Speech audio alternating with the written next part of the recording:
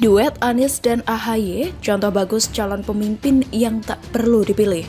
Ditulis oleh Sardi di steward.com. Baru-baru ini AHY bertemu dengan Anies, katanya sih lepas kangen. Percaya, kalau cuma mau lepas kangen bisa pakai telepon atau video call. Biasanya kalau ada isu penting yang mau dibahas, tidak bisa sekedar lewat pembicaraan telepon. Lihat saja di film-film, ada pembicaraan yang penting dan krusial, harus dilakukan secara tatap muka. Ya kali, contohnya kamu mau ketemuan dengan calon mertua, mau minta restu melamar cukup pakai video call atau Zoom. Rasanya ada semacam rumus tak baku, di mana dua tokoh bertemu padahal biasanya jarang ketemu, pasti ada hal penting yang dibicarakan, apalagi dilakukan tertutup. Pasti hal tersebut disembunyikan, yang dibeberkan ke publik cuma kulitnya saja. Jadi, rumor beredar kalau mereka sedang membicarakan soal Pilpres 2024. Mereka sedang menyiapkan langkah awal dan rencana ke depan, meskipun AHY membantahnya. Balik lagi, pertemuan seperti ini rasanya tidak mungkin hanya sekedar bicara basa-basi. Misalnya bicara soal serunya serial drama Korea Vincenzo, atau bicara soal masa-masa indah saat remaja. Nonsense. Apalagi, AHY mengatakan pihaknya mengapresiasi setiap kinerja Anies selama menjabat sebagai gubernur selama 4 tahun terakhir, terutama terkait penanganan pandemi COVID-19 di ibu kota 1 tahun terakhir. Sebaliknya, Anies juga memuji AHY yang mampu menyelamatkan Partai Demokrat dari manuver politik Muldoko. Saling puji ini sebenarnya sudah bisa dianggap sebagai sebuah sinyal. Bisa jadi dalam waktu dekat ada pembicaraan lanjut yang lebih intens. Sekali lagi, saya pikir tidak mungkin tidak bicara soal Pilpres 2024. Silahkan kalau kalian beranggapan mereka ketemuan hanya sekadar ngobrol soal sepak bola. Saya malah berharap mereka beneran duet di Pilpres 2024 nanti. Kenapa? Ini adalah duet yang sangat bagus, yang sangat jelas untuk dilihat oleh masyarakat. Mereka berdua adalah contoh yang tidak perlu dipilih. Kenapa? Kita mulai dari Anies dulu. Anies layak tidak?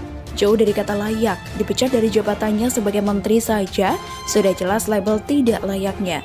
Sebagai gubernur DKI, banyak sekali kebijakan yang bikin geram. Banyak janji manis semasa kampanye tidak tercapai, malah direvisi dengan tanpa malu. Apalagi beberapa waktu lalu, Anies melakukan lintas provinsi di Jawa, yang dianggap sebagai perwujudan niat lain di balik itu. Apalagi ada pertemuan dengan seorang bos beras, lalu foto bareng dengan latar belakang spanduk pencapresan Anies. Sedangkan AHY jauh lebih parah dari Anies, kemampuannya sama sekali belum teruji. Mau jadi gubernur DKI tapi gagal total dan kalah telak. Masih belum berpengalaman dan langsung meroket berkat pengaruh bapaknya. Kalau dia berniat nyapres, ini namanya lebih dari keterlaluan. Ibarat begini, anak SD tes masuk SMP, gagal lalu berniat tes masuk SMA. Silahkan nilai sendiri seberapa tinggi ambisi orang ini. Sebenarnya di Partai Demokrat saja sudah ketahuan kok. Lihat saja posisi Ibas apa dan posisi SBY apa. Mereka bertiga saling melengkapi dan menjaga, nyaris tidak bisa disingkirkan secara demokratis. Jadi kalau mereka duet, bagus sekali, biar masyarakat bisa melihat dengan sangat jelas contoh calon pemimpin yang belum layak, tapi memaksa diri sebagai sosok layak. Yang satu masih lumayan mentah tapi memaksa jadi matang, kemampuan masih sebatas karyawan biasa, tapi merasa sudah layak jadi CEO atau direktur. Yang satu merasa pintar tapi tak lebih dari sekedar pintar mengolah kata agar masyarakat terbuai. Meskipun begitu, saya yakin mereka tidak akan bisa bersatu. Secara hitungan ongkos politik, pasangan ini bakal bikin rugi buat yang investasi. Perasaan tak sekalah sangat besar. Ini investasi politik yang sangat bodoh.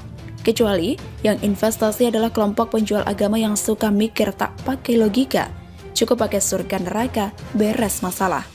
Dan jangan lupa, masih ada benteng lain yang harus mereka tembus, yaitu presidential threshold sebesar 20%. Demokrat doang tak akan sanggup melewati itu. Anies sendiri, setahu saya belum punya partai. Kalau nanti dia dipinang partai lain, kita tidak tahu. Tergantung bagaimana bentuk koalisi politik ke depan. Prediksi saya tetap akan ada dua paslon yang saling bertarung. Jadi siapapun yang mau nyapres, butuh perjuangan yang besar untuk masuk ke dalam posisi kandidat terkuat. Bagaimana menurut Anda? Jokowi promosikan Bipang, Kadrun, dan Nadir nyinyir disco. Pemakan babi santuy, ditulis oleh Manuel di steward.com. Promosikan Bipang Ambawang, Jokowi sebenarnya tahu kalau lebaran ini bukan hanya milik orang muslim saja, namun mulai milik orang Indonesia. Libur Lebaran adalah salah satu libur panjang yang membuat banyak orang pergi pulang kampung untuk melakukan silaturahmi kepada keluarganya. Akan tetapi yang menjadi kenikmatan daripada libur Lebaran di Indonesia adalah liburan ini dinikmati oleh bukan hanya orang Muslim. Libur panjang ini dimana dinikmati oleh semua orang dengan tanggal merah yang sama-sama dirayakan. Tentu, seharusnya yang pulang kampung juga bukan hanya orang Islam yang sudah rindu berlebaran. Yang pulang kampung banyak sekali. Mereka lumayan dapat libur panjang di bulan suci umat Islam yang dinikmati oleh umat lainnya. Seperti liburan Natal yang dirayakan oleh orang Kristen, tentu tanggal merahnya dinikmati juga oleh orang Islam dan semua agama lainnya. Hari Raya Nyepi yang juga dirayakan oleh umat beragama non-Hindu. Untuk liburan dan beristirahat sejenak, hanya Lebaran yang cukup panjang. Maka promosi Jokowi di dalam liburan Lebaran ini tidak perlu dilihat berlebihan. Harus dari perspektif agama dan seterusnya. Negara ini sudah mabuk agama. Sejak Novel Baswedan dan KPK mulai masuk menghancurkan KPK dan bikin negara khilafah dalam KPK dengan mentor Abdullah Hehamahua. Banyak sekali orang-orang yang ingin membela Jokowi soal Bipang itu adalah semacam snack beras alias rice cracker lokal di daerah-daerah tertentu. Tapi enggak juga sih, saya sudah melihat pidato penuh dari Joko Widodo yang memang mempromosikan Bipang Ambawang yang memang adalah babi panggang. Jokowi tidak perlu dibela soal bicara ini. Ada bahkan orang Australia dengan admin bodohnya mengatakan bahwa Jokowi salah karena konteks Lebaran ini adalah untuk umat Islam. Tapi menurut saya, admin atau Gus Nadir yang ada di Australia itu yang sudah ngawur dan mereduksi Lebaran.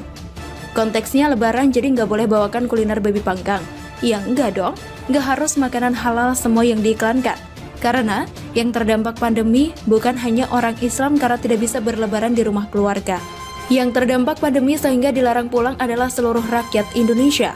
Pelarangan pemerintah untuk mudik juga nggak pakai urusan agama.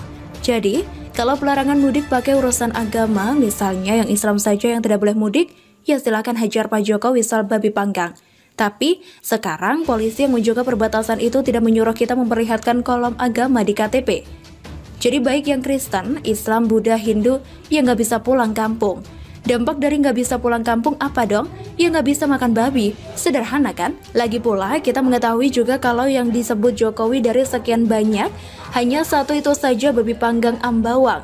Saya jadi bingung, para kadron Mustafa Nahra ditambah Gus Nadir yang ada di Australia, ketularan mabuk agama. Kalau saya adalah seorang perantau dan nggak bisa mudik ke kampung halaman, saya makan RW dan juga olahan babi. Pasti saya bakalan beli kuliner itu. Ketika Kadrun dan Gus Nadir mencela Jokowi, muncullah seorang mantan Menteri Agama yang masih mencoba untuk menjaga kewarasan berpikir. Ia mengatakan bahwa sangat jelas soal pidato Jokowi ini.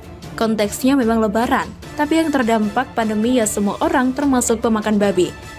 Hemat saya bisa dipahami seorang presiden mengajak membeli Bipang. Sejauh ajakan itu ditujukan untuk warganya yang tak mengharamkannya, bukankah warganya tak semuanya Muslim? Dan kalau ada presiden yang mempromosikan makanan babi panggang, mau dia non-Kristen, saya akan menyambut baik. Ini memang sebuah tugas yang cukup berat menjadi presiden, karena presiden ini adalah milik rakyat, bukan milik Mustafa Nahrawardaya. Presiden Jokowi mempromosikan kuliner babi panggang, kalaupun benar, ya suka-suka dia lah. Dia punya hak, mau di Lebaran sekalipun itu hak dia. Karena di Lebaran yang kena pandemi bukan hanya orang Islam, sederhana sekali kan? Jadi jangan generalisasikan pidato Lebaran Jokowi. Jika dia mau mengendorse makanan-makanan non-halal sekalipun di bulan Ramadan, kalau haram, ya umat Islam gak usah beli. Kan Jokowi bicara bukan cuma untuk kaumnya, melainkan untuk umat pemakan babi yang juga kena dampak larangan mudik. Bagi para tukang nyinyir, sini datang ke kampung saya akan sajikan berbagai sajian babi-babian. Dijamin enak, kalian yang hidup hanya di tempurung radikalisme dan intoleransi tidak pernah tahu betapa luasnya Indonesia ini. Apa benar kalian pengikut Febri dan